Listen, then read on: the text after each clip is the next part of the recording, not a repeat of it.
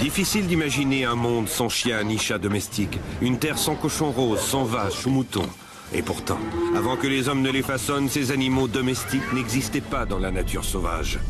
Comment en sommes-nous arrivés là?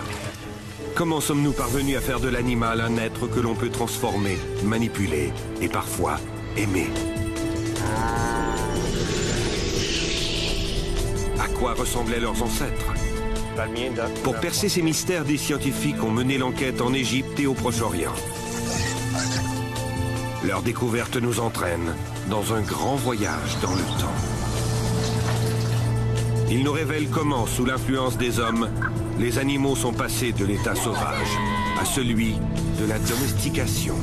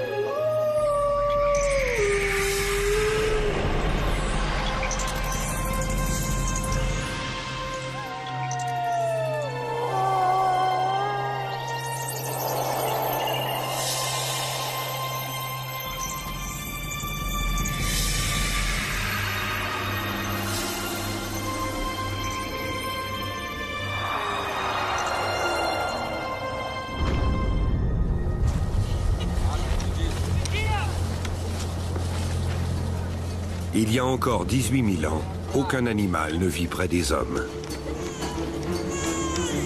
À cette époque, nos ancêtres sont tous nomades. Pour se nourrir ou se vêtir, ils doivent suivre les grandes hardes de bisons ou de rennes. Le clan de Voruk, le chaman, s'est laissé surprendre par un hiver précoce. Ses provisions sont épuisées. Il est vital pour ces hommes, ces femmes et ces enfants de rejoindre au plus vite le gibier qui a migré vers des plaines moins hostiles. Mais avant, il faut reconstituer les réserves de nourriture indispensables à ce voyage. Avant de se présenter au chaman, les chasseurs se sont enduits le corps d'une mixture composée d'excréments de cerf qui masquera leur odeur.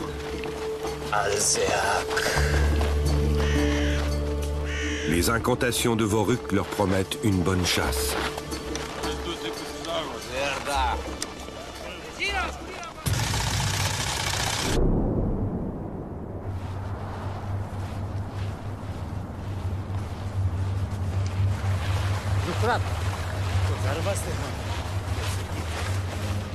En cette période de pénurie, les loups partagent le même sort que les hommes.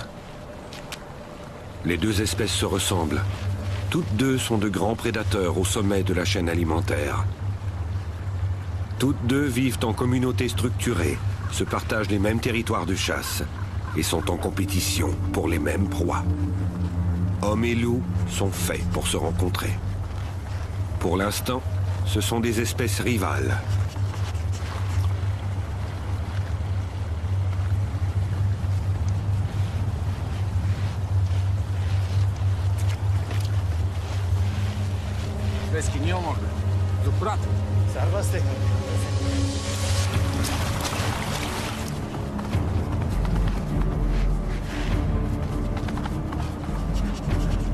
Grâce à leur flair infaillible, les loups ont un avantage indéniable sur les hommes. Mais ces derniers ont inventé des armes qui leur permettent de tuer à distance.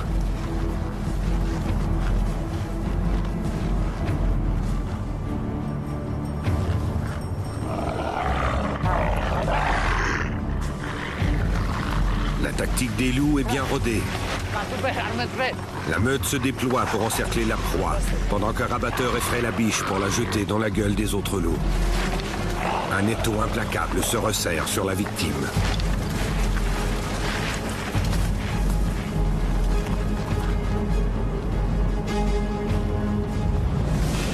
Le rapport de force est inégal.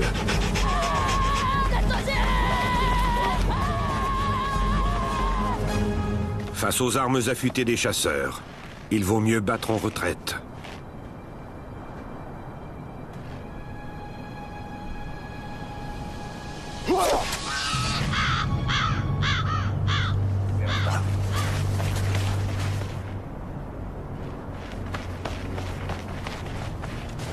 L'efficacité du propulseur qui triple la vitesse de la lance est redoutable.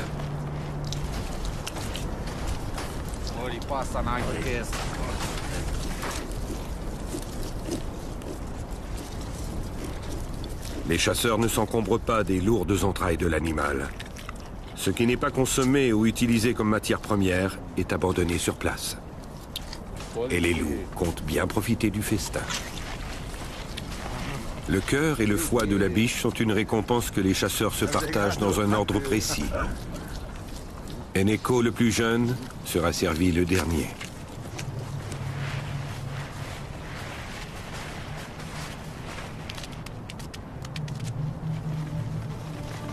Chez les loups, l'ordre dans lequel les convives passent à table révèle aussi leur position dans la hiérarchie de la meute.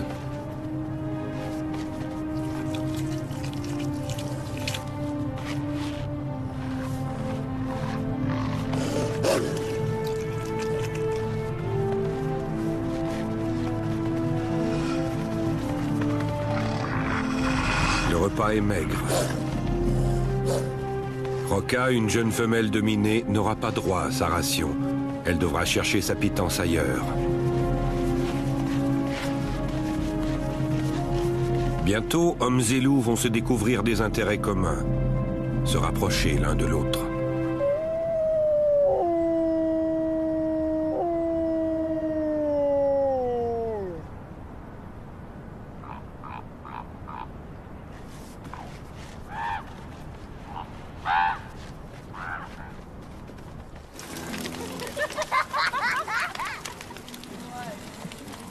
Mille générations nous séparent du clan de Voruk.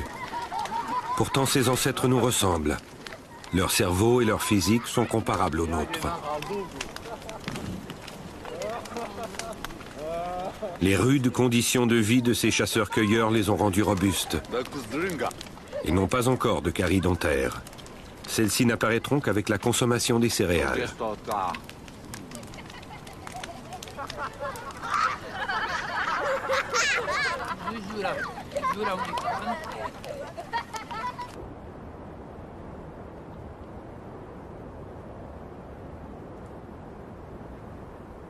Quelques bouts de viande rôtie ont réchauffé les âmes et revigoré les hommes. Il fait froid. Les températures peuvent descendre au-dessous de moins 20 degrés.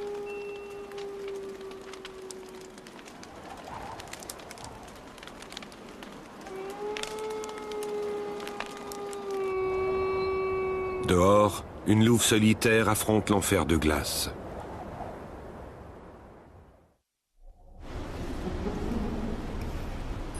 Depuis plus d'1 million d'années, des périodes de glaciation et de réchauffement se sont succédées. Notre planète vit sa dernière grande phase de refroidissement. Bientôt le froid étouffera les cours d'eau, glacera les chairs et le sang.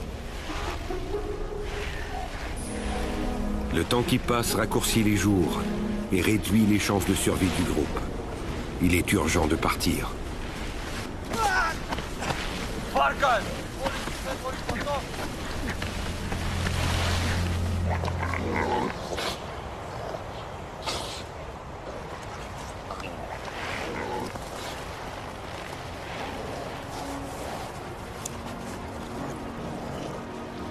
Ce matin, les loups ont devancé l'homme sur le terrain de chasse.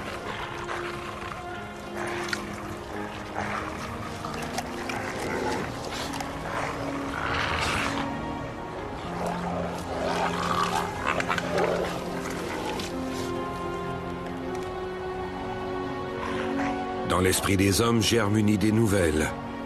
Trouver un moyen de s'approprier les qualités de chasseur du prédateur.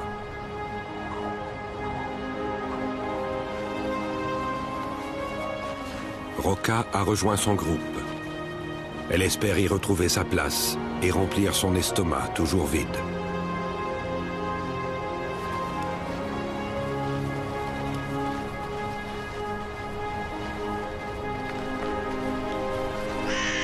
Sans montrer de résistance, elle se soumet aux avances d'un mâle. L'assaut est rapide, mais l'étreinte peut durer plus d'une demi-heure.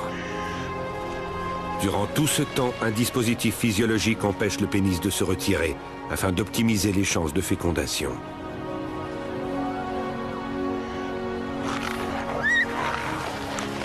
Pour Roca, qu'aucun congénère n'autorise à approcher du repas. L'épreuve est interminable.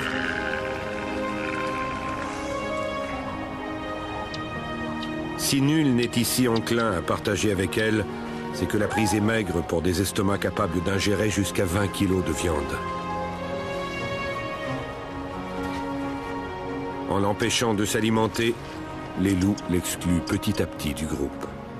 Le pacte qui la liait au sien est rompu. La louve doit trouver asile ailleurs.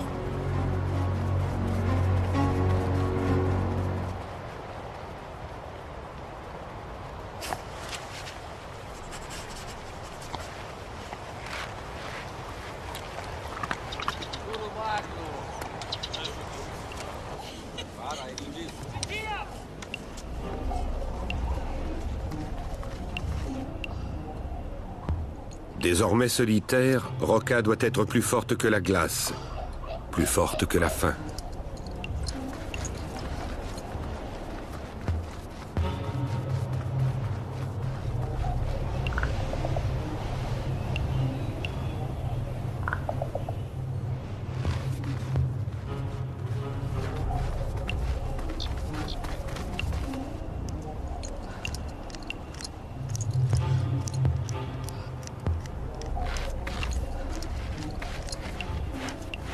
Ses os sont bien tentants. Mais pour les atteindre, Roca doit défier cette peur des humains qui la tient sur ses gardes. Zerda! Kasube Harmedve!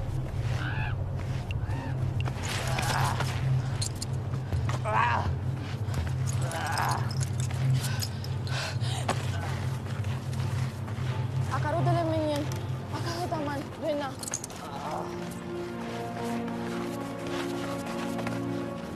Alors que Milwa pensait seulement se débarrasser d'une intruse, elle a sans le savoir apaisé une âme tourmentée par la disette. Roca sait désormais où trouver une nourriture facile. Cet os et sa moelle vont nourrir les germes de vie que la louve porte au plus profond d'elle. C'est probablement ainsi que l'homme et le loup se sont peu à peu amadoués.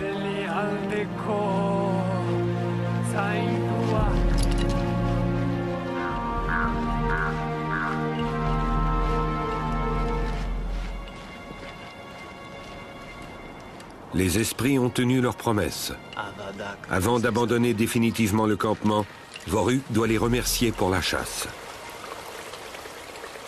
À la fois guérisseur et sorcier, le chaman est celui qui communique avec les animaux et les forces de la nature.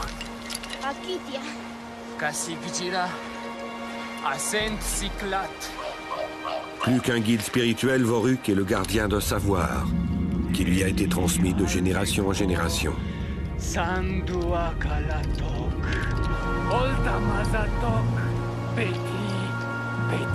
Le jeune Eneko est le prochain initié de cette longue chaîne de maîtres et de disciples qui se sont succédés ici.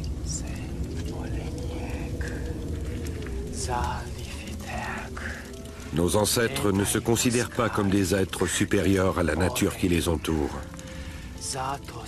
Pour Voruk et Eneko, un animal, un rocher ou un arbre ont la même valeur, le même statut qu'un homme.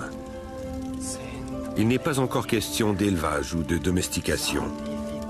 L'animal est sauvage. Mais par ses peintures, l'homme s'en appropriait déjà l'image, bien avant de s'en approprier le corps par la domestication.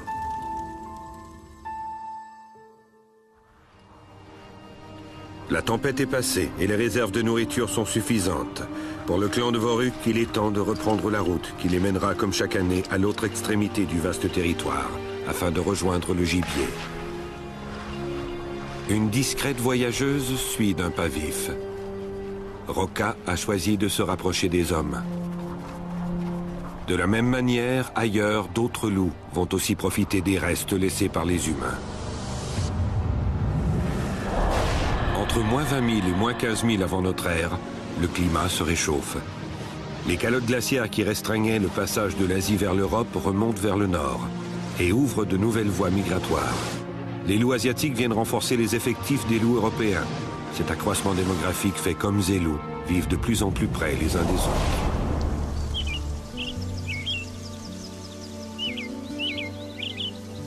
Le rayonnement des jours plus longs réchauffe enfin la Terre. 2 mois se sont écoulés. Loin des siens, Roca va bientôt mettre bas dans la tiédeur d'une tanière qu'elle a pris soin de creuser.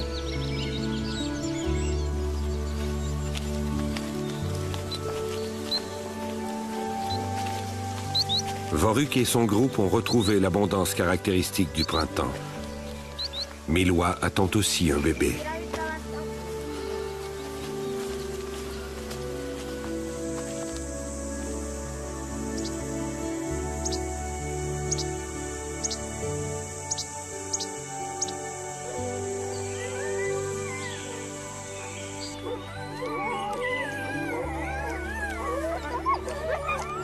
Roca a donné la vie.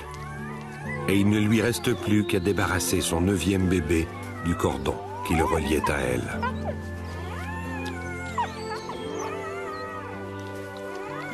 Ses nombreuses visites à Milwa ont été fructueuses.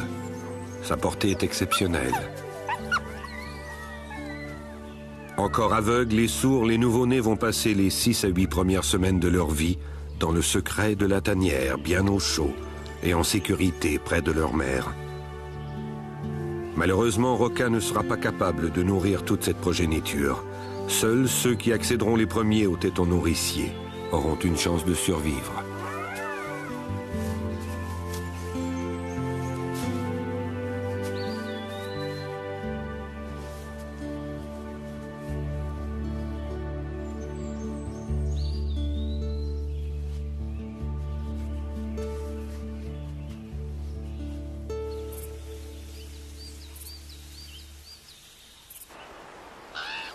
Pour aller se ravitailler, Roca n'aura pas abandonné trop longtemps sa portée.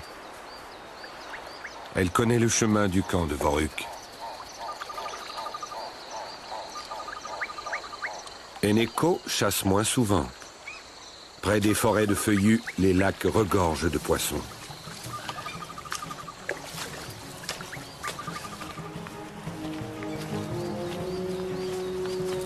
Le clan a récolté des fruits secs et des baies, ramassé des tubercules et renoué avec une alimentation variée et facilement accessible. Les hommes peuvent désormais consacrer plus de temps à la fabrication d'outils ou d'instruments de musique taillés dans des os.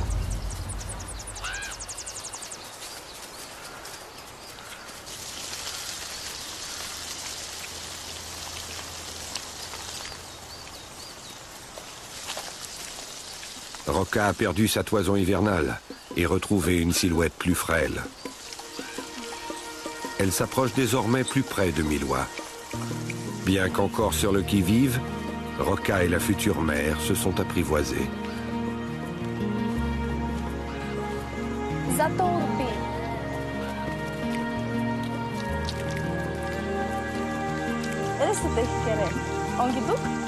Désormais, Milwa partage sa nourriture comme elle le ferait avec l'un des siens.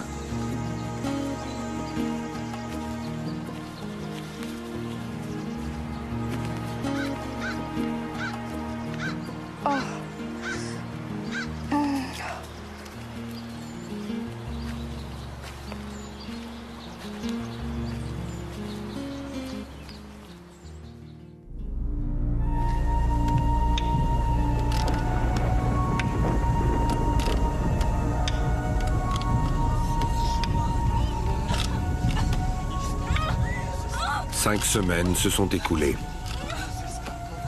Depuis le lever du jour, le clan veille sur Milwa. Son accouchement se présente mal.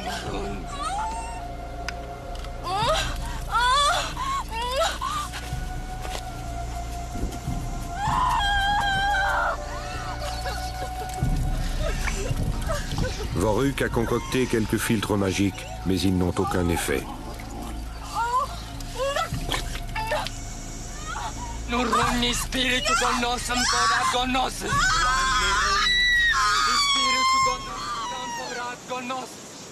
Le bébé ne survivra pas.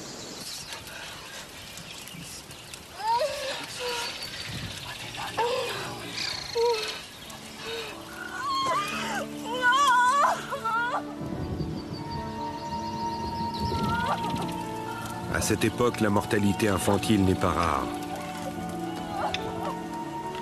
Les complaintes des musiciens soulageront peut-être une âme en peine.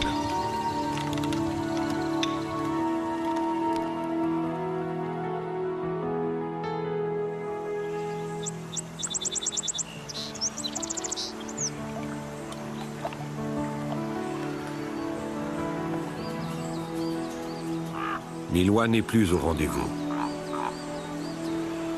Dorénavant, Roca doit s'éloigner plus longtemps du terrier familial pour aller chasser.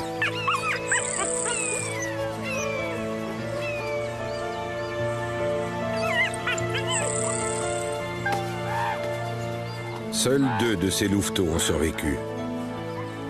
Laissés sans surveillance, ces garnements insouciants sont une proie facile pour les ours et autres prédateurs en maraude. Le danger n'est jamais loin.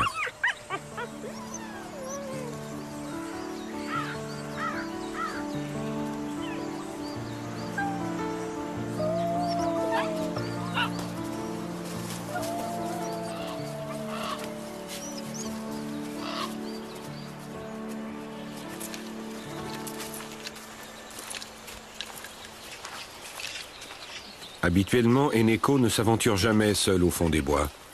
Mais la cueillette est bonne. Sans qu'il s'en soit rendu compte, elle l'a entraîné loin du camp. Roca a décelé dans l'air une odeur inhabituelle. Flairé une menace.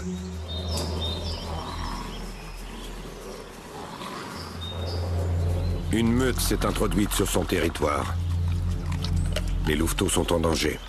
Il faut à tout prix faire diversion. Détourner les intrus du terrier.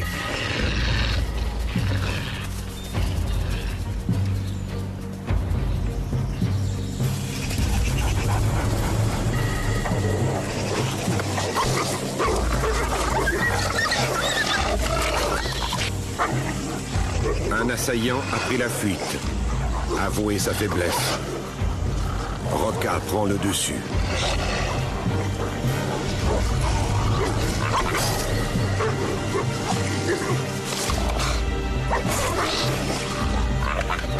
La queue relevée, le corps tendu, les oreilles dressées vers l'avant, elle affiche une posture de dominant. Mais le chef de meute a rassemblé ses troupes et revient à la charge. Le combat est devenu inégal. Roca ne fait pas le poids.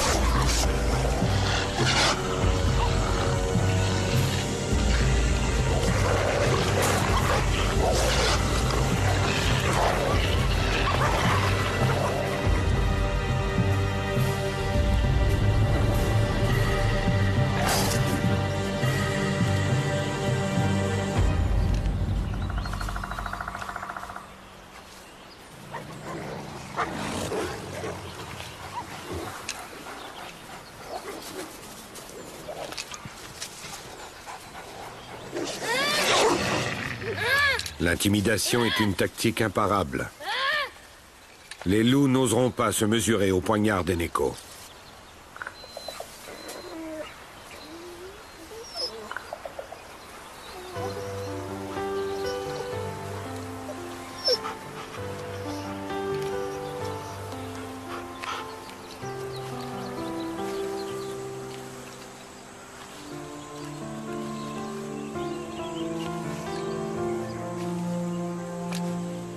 Une vie de solitaire est une vie en sursis.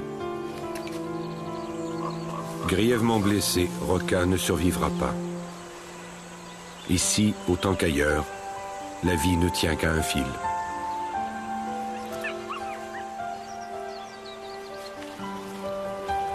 Les louveteaux qui retenaient leur souffle ont perçu un signe inhabituel. La forêt est devenue muette. Roca ne reviendra plus les nourrir.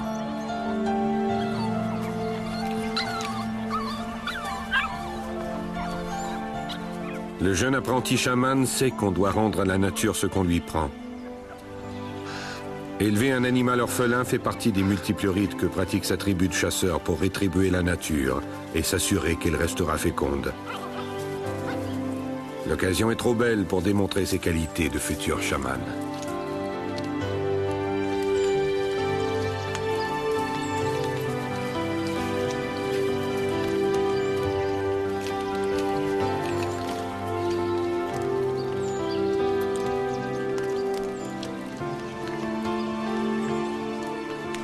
Les fils de Roca sont sauvés.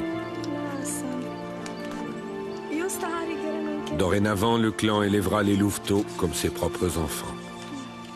L'allaitement de jeunes animaux était encore pratiqué récemment comme rétribution à la nature dans certaines sociétés de chasseurs-cueilleurs, comme celle des Indiens Achuar d'Amazonie. Cette pratique a pu contribuer à resserrer encore les liens entre de jeunes louveteaux orphelins et des humains. C'est peut-être ainsi que se sont produits les premiers apprivoisements d'animaux sauvages. Cet événement va avoir des répercussions retentissantes.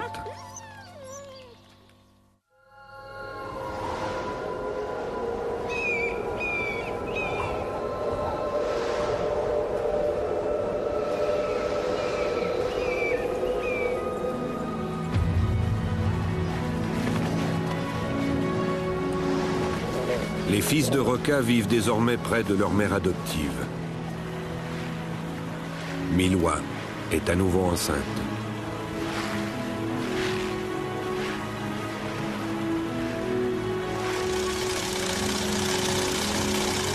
Au même moment, et presque de la même manière, d'autres hommes et d'autres loups vivent la même aventure en de nombreuses régions de l'hémisphère nord. Le premier animal domestique est en train de naître.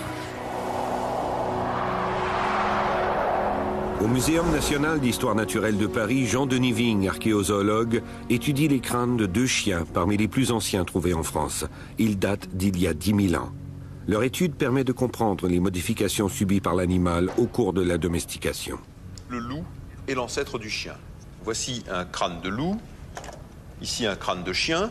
Hormis la taille, évidemment, beaucoup plus petite chez le chien, la forme générale du crâne est très proche. Ce qui est encore plus semblable, c'est la forme générale des dents, en particulier la forme de la 4e prémolaire, ici qu'on appelle la carnassière, et des molaires. Les formes des dents sont extrêmement proches, hormis, une fois de plus, bien sûr, la différence de taille. Il y a 12 000 ans, les descendants des fils de Roca vivent en étroite association avec les hommes. Désormais, ils aboient, une particularité qui va renforcer leur rapprochement avec nous. Ces premiers chiens loups sont encore assez proches physiquement de leurs ancêtres sauvages. Ils ont pourtant développé des caractères uniques. Ils sont plus dociles et leur taille va peu à peu diminuer. Ces transformations sont en partie liées à un mode de vie moins actif et à un régime alimentaire moins riche, mais surtout à de profondes modifications hormonales résultant du passage de l'univers social de la meute à celui du groupe humain. Ils ne chassent pratiquement plus, mais ils assurent la garde des habitations, donnent l'alerte en cas de danger. En outre, ils nettoient efficacement le campement de ses déchets. Il n'aura fallu qu'une 50aine de générations de loups soumis à l'influence des hommes pour créer ces premiers chiens loups.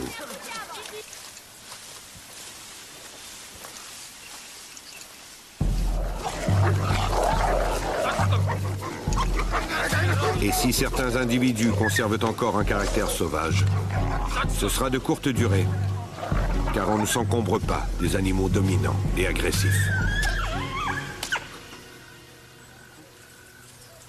En écartant les individus dangereux pour n'élever que les sujets les moins féroces, nos lointains ancêtres pratiquent inconsciemment une sélection qui accélère considérablement l'adaptation comportementale, morphologique et même génétique des premiers chiens à l'environnement des humains. Ils privilégient l'élevage des chiens loups atteints d'une particularité génétique qui va bouleverser leurs relations, l'aboiement.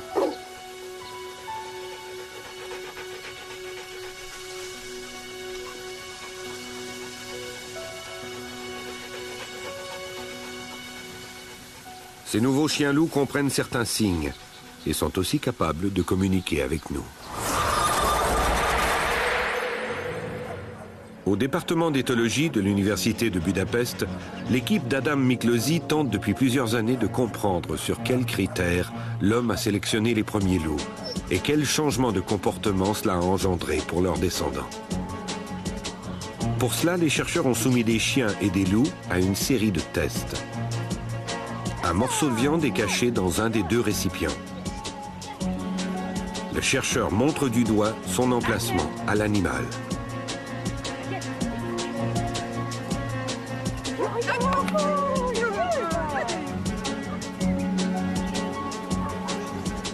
Malgré un important travail d'entraînement du loup, L'expérience démontre qu'il est presque impossible pour lui de comprendre le message de son maître.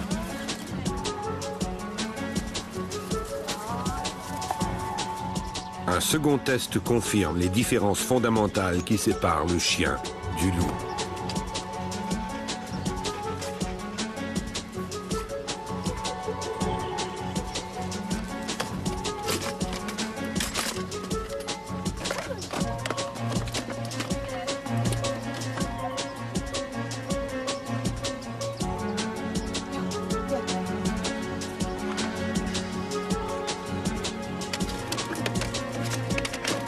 Alors que le loup se focalise et s'obstine sur son objectif, le chien communique avec l'homme par les gestes, les sons et le regard.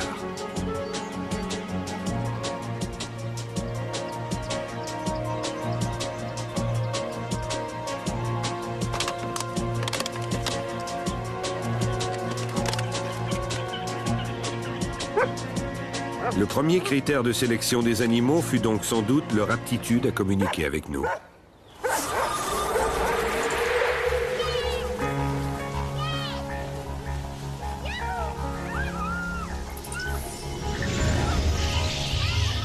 Ces hommes qui ont façonné les premiers chiens ne pensent pas encore à jouer aux apprentis sorciers. Ils ne manipuleront pas cette nouvelle espèce dans le but de créer des races extravagantes.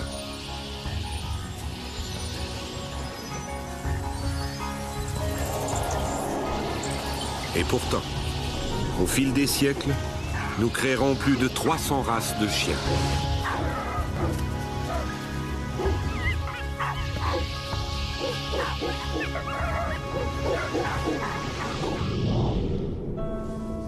Il y a encore 12 000 ans, le chien est l'unique animal domestiqué. Il n'existe toujours pas de cochons, de chevaux ou de vaches domestiques. Mais comment avons-nous créé tous ces animaux qui n'existaient pas dans la nature à l'état sauvage ? Ce processus s'enclenche il y a environ 11 000 ans.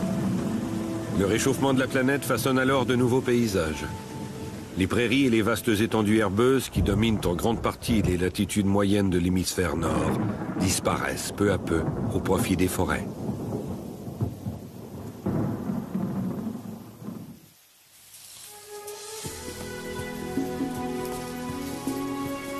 Chez les chasseurs-cueilleurs, l'apparition d'un climat tempéré favorise la sédentarisation. Ils vont profiter de l'orge, du blé et des légumineuses qui poussent naturellement au Proche-Orient. Avant de transformer de nouveaux animaux, nos ancêtres vont d'abord domestiquer les plantes. C'est le début de l'agriculture. Les premiers moissonneurs négligent les graines qui tombent naturellement sur le sol à maturité. Ils ne récoltent que les graines restées attachées aux épis et ne ressèmeront donc que les semences atteintes de cette particularité génétique. Rapidement, les grains d'orge ou de blé ne se dispersent plus. Désormais, leur reproduction est gérée par l'homme. Cette domestication des plantes en accroît le rendement et modifie le mode de vie des hommes. Près des cultures, le gibier abonde. Profitant du climat plus doux, les petits animaux des forêts se multiplient très rapidement.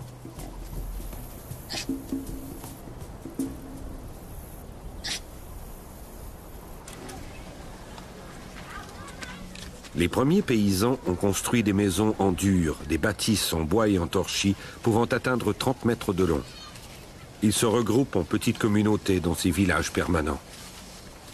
Nos ancêtres s'attachent à la terre. Ils maîtrisent mieux les cultures. Ils vont consommer moins de protéines animales et leur taille va diminuer légèrement.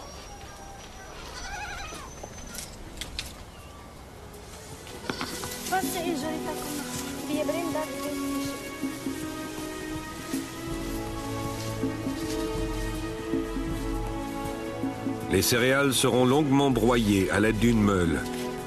Elles produisent une farine grossière, base de toute l'alimentation. L'homme peut alors manger des galettes, du pain et des bouillies. Les sucres font désormais partie intégrante de son régime alimentaire et remplacent partiellement les graisses animales, tant recherchées par les chasseurs.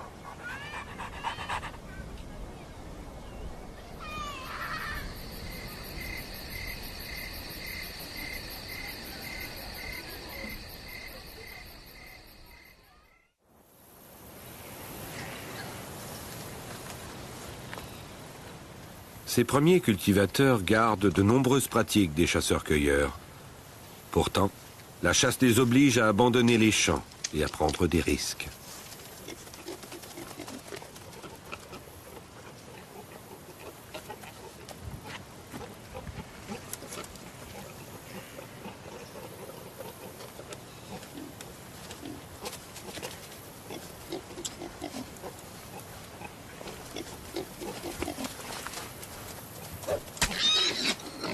L'idée leur est alors venue de contrôler les animaux.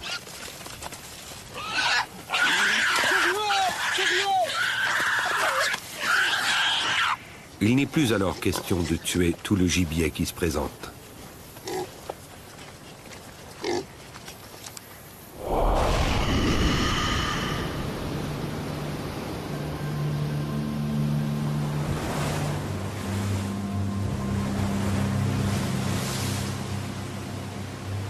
À Chypre, des archéozoologues du CNRS, du Collège de France et de l'École des hautes études en sciences sociales de Toulouse et de Paris espèrent découvrir les véritables raisons qui ont conduit l'homme à domestiquer de nouvelles espèces. Les ossements d'animaux découverts sur le site de Chiloro-Cambos révèlent que les chèvres, moutons et cochons furent amenés du continent par les hommes sur cette île isolée surgie de la mer où n'existait aucun animal sauvage. Ces indices permettent de mieux cerner les déclencheurs de l'élevage et de retracer cette relation nouvelle qui va unir humains et animaux.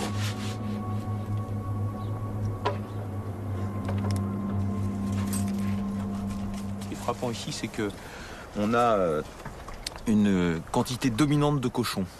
Parce que le cochon, c'est un animal qui a une démographie extrêmement rapide, un renouvellement de génération très rapide, et qui fait des portées importantes. Alors que les daims, les moutons, c'est quand même plus lent. Et que du coup, au début, ils ont vécu surtout sur les cochons. Il y a 11 000 ans, une idée nouvelle prend forme. Les hommes envisagent enfin de parquer des animaux et constituer des réserves de viande.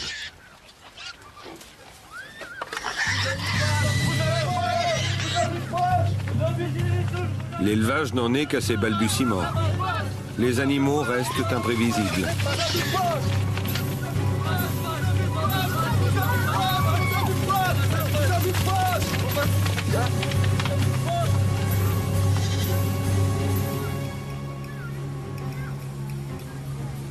Ces premiers enclos sont des garde-manger. Ce ne sont pas encore des espaces de reproduction. On se contente d'y stocker des animaux qu'on élève pour se nourrir.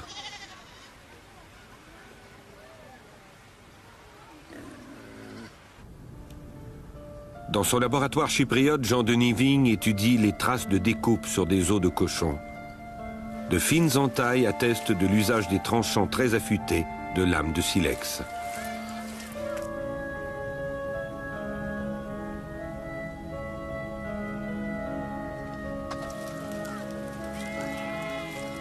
Ces groupes humains possédaient une bonne connaissance de l'anatomie des animaux.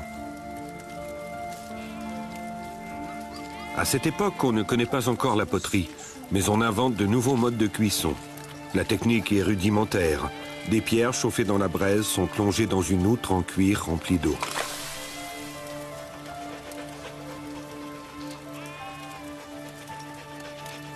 Grâce aux progrès liés à la sédentarisation, notre conception du temps change. On ne pense plus seulement aux besoins quotidiens, on envisage l'avenir. On constitue des réserves de céréales et des stocks de viande sur pied. Mais la principale motivation des premiers éleveurs ne fut sans doute pas la viande. Les hommes ont d'abord cherché à s'approprier une nouvelle ressource animale, le lait. Pour nos ancêtres, cette nouvelle aventure est un véritable casse-tête. Comment à la fois récolter du lait tout en laissant les chèvres nourrir leurs petits.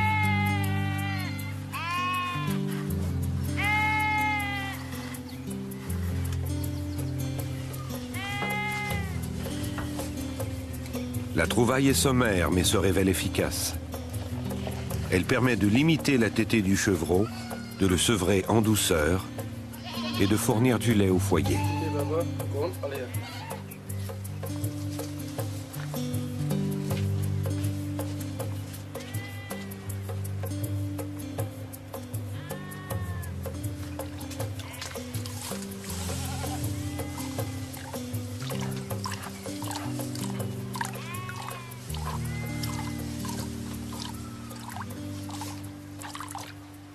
L'utilisation du lait va jouer un rôle déterminant dans l'évolution de l'humanité.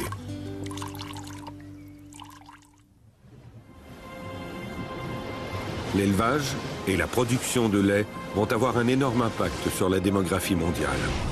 La mortalité infantile diminue. En moins de 5000 ans, la population passe de 5 millions à 50 millions d'habitants. Après un peu plus d'une centaine d'années de sélection par l'homme, les cochons et les chèvres vivent en semi-liberté parmi eux. Dorénavant, nos ancêtres ne se contentent plus de constituer des réserves de viande sur pied. Ils ont pris conscience de leur pouvoir sur la nature. Ils vont maintenant tenter d'améliorer les performances des animaux.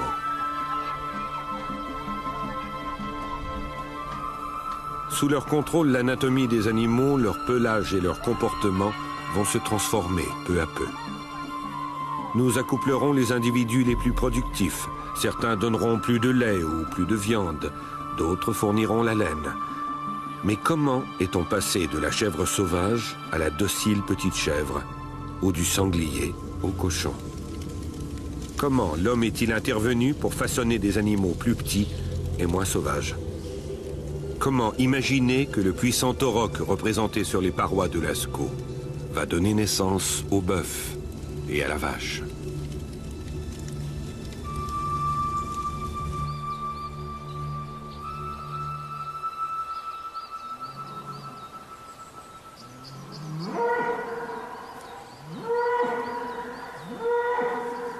L'auroch, l'ancêtre de la vache représenté dans les grottes, est encore sauvage.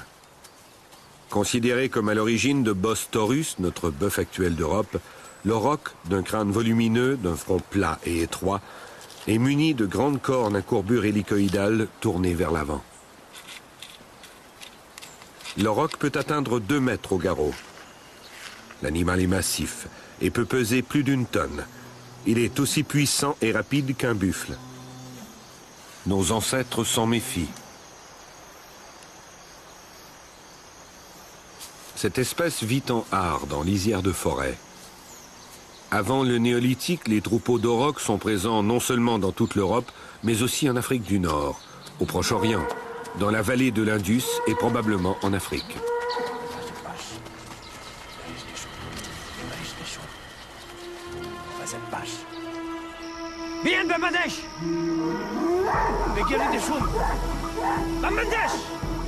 Des hommes ont profité de la nuit pour tendre une embuscade à un troupeau d'aurochs.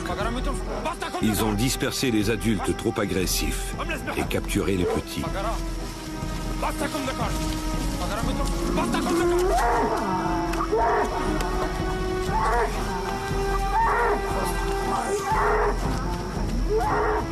Entassés dans des enclos, ces animaux ne pourront plus migrer à leur guise.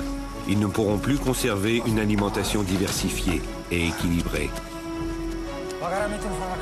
Les éleveurs peu expérimentés au début ne savent pas compenser les carences alimentaires saisonnières.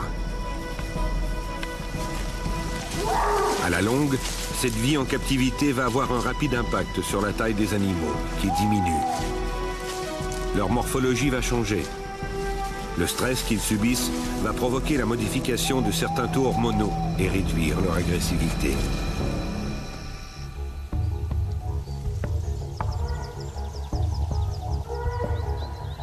Il est encore trop tôt pour parler d'invention de races nouvelles.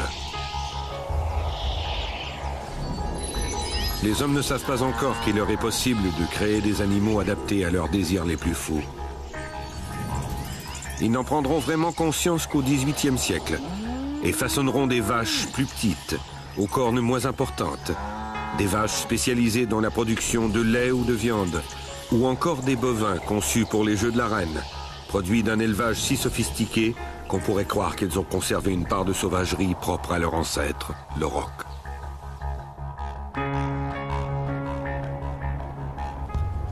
Il y a environ 12 000 ans, le rapport des hommes avec les animaux a radicalement évolué.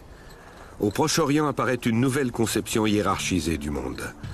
Jean Guilaine, professeur au Collège de France, et Jean-Denis Vigne s'interrogent sur l'impact de la domestication dans l'histoire de l'humanité. À partir du moment où l'homme a enclenché ce processus de contrôle, de maîtrise des animaux et des plantes, il s'autorise à se représenter. Mais l'élevage, c'est aussi une manière plus nette et plus forte encore de s'autoriser à s'approprier quelque chose de naturel, quoi, hein. C'est-à-dire qu'on passe d'un système où finalement l'homme est au même niveau que les autres éléments de la nature, système qu'on pourrait qualifier d'horizontal, à un système vertical où l'homme s'autorise à avoir une position hiérarchique supérieure à celle des animaux et des plantes, peut-être même avec des divinités au-dessus de lui dans cette hiérarchie. À cette époque, cette relation nouvelle que les peuples du Proche-Orient ont instaurée avec les animaux va se répandre dans le monde entier.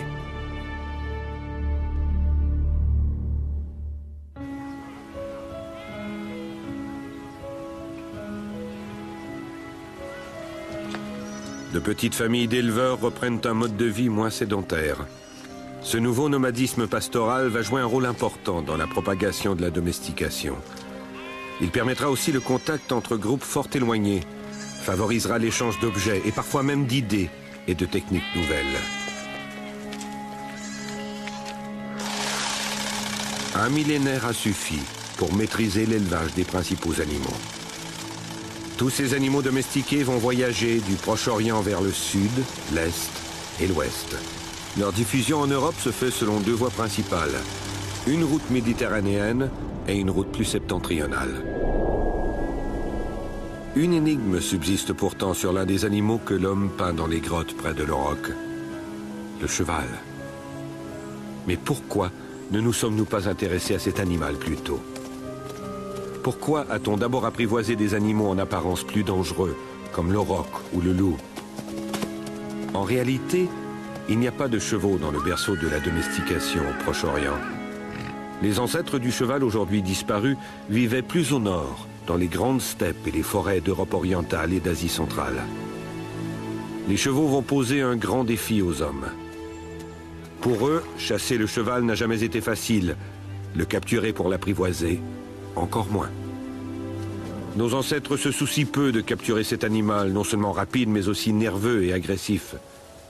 Après tout, les bœufs et les moutons sont beaucoup moins rapides et plus faciles à diriger en troupeau.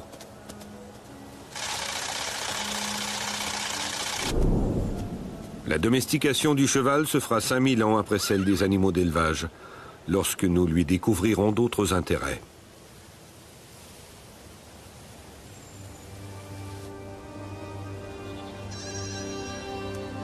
Bientôt, guidés par de nouvelles motivations, nos lointains ancêtres vont domestiquer des espèces qui ne leur procureront plus seulement de la viande ou du lait.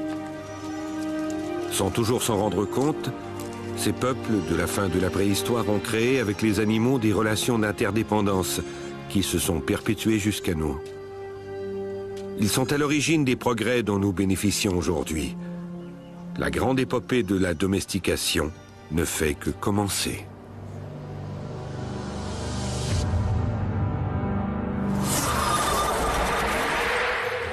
Les hommes vont bientôt s'intéresser à d'autres espèces. Ils vont les transformer, leur attribuer de nouveaux rôles. Les prochains animaux seront des animaux outils ou des animaux de compagnie. Sous notre influence, les animaux domestiques vont peu à peu se spécialiser. Nous allons sélectionner des chiens pour la chasse ou pour la garde. Conscients de notre pouvoir sur la nature, nous allons nous approprier de nouvelles espèces. Très vite, ce processus va conquérir la planète entière. Nous créerons des races improbables adaptées à tous nos caprices. Bientôt, nous toucherons des espèces sauvages que nous n'imaginions pas domesticables. Mais comment en est-on arrivé là? Depuis 12 000 ans, l'histoire de la domestication est en marche. L'une des prochaines plus grandes conquêtes des hommes sera le chat.